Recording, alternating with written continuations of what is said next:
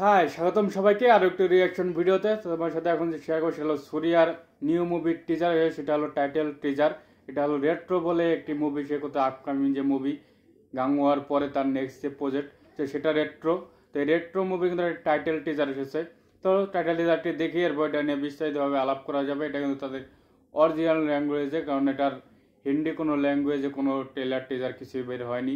এটা কিন্তু নায়িকা হিসেবে পূজা হেগড়ে আছে। তো চলো টিজারটি দেখি, এরপর এটা নিয়ে বিস্তারিতভাবে আলাপ করা যাবে। রেট্রো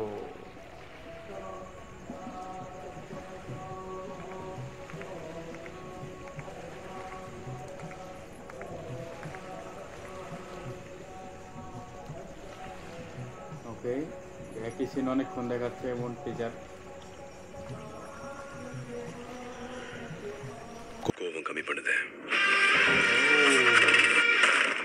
என் அப்பாவோட வேலை பார்க்கறத நீயோட விடுது. அடிதடி கட்ட பஞ்சாயத்து ரத்த கிளறி ரவுடித்தனும் எல்லாத்தையும் நொடியோட விட்டுடுது.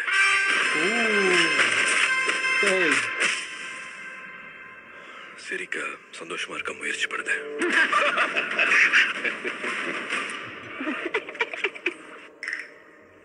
என் பொறுப்புக்கான பர்பஸ் உன் பாஷையில சொல்லணும்னா என் தம்மம். இனி காதல், பரிசுத்த காதல்.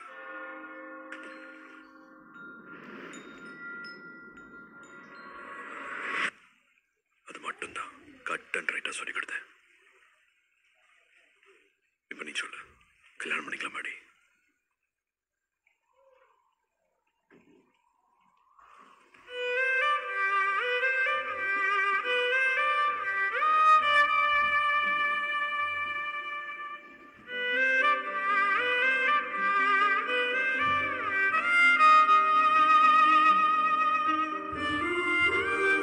মিউজিকটা ভালো, অনেক অসাধারণ, সুমধুর মিষ্টি একটি মিউজিক।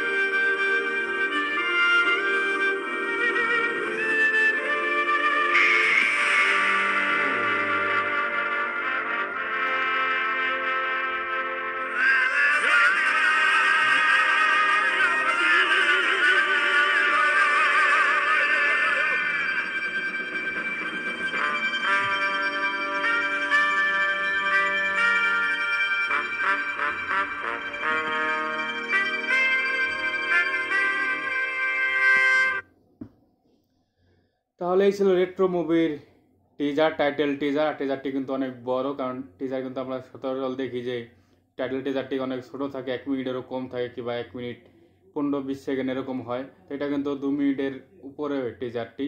তো এটা টাইটেল টিজারটি 2 মিনিটের উপরে হওয়ার কারণ হলো এটা যে একই সিন কিন্তু দেখিয়ে যেভাবে ডিজাইন করেছে, যে একটা সিন অনেকক্ষণ দেখানোর পরে মাঝখানে মাঝখানে যে অন্য যে র্যান্ডম যে সিনগুলো আছে সেগুলো দেখানো। আর যেভাবে টিজারটি ডিজাইন করেছে সেটা কিন্তু আমার কাছে খুবই ভালো লেগেছে, কারণ ডিজাইনটি করেছে সেটা অনেক সুন্দরভাবে, অনেক মানে ইউনিক স্টাইলে আর কি টিজারটির কিন্তু ডিজাইন করা হয়েছে।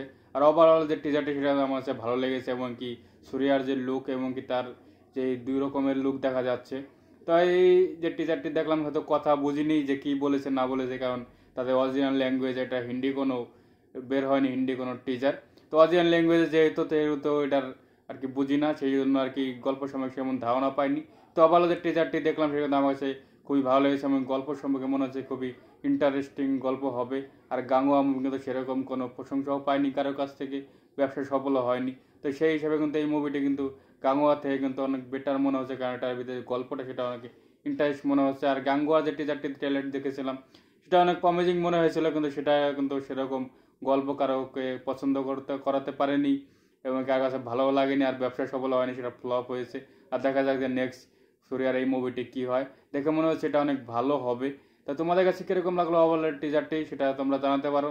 আর দেখা হবে নেক্সট ভিডিওতে। বাই।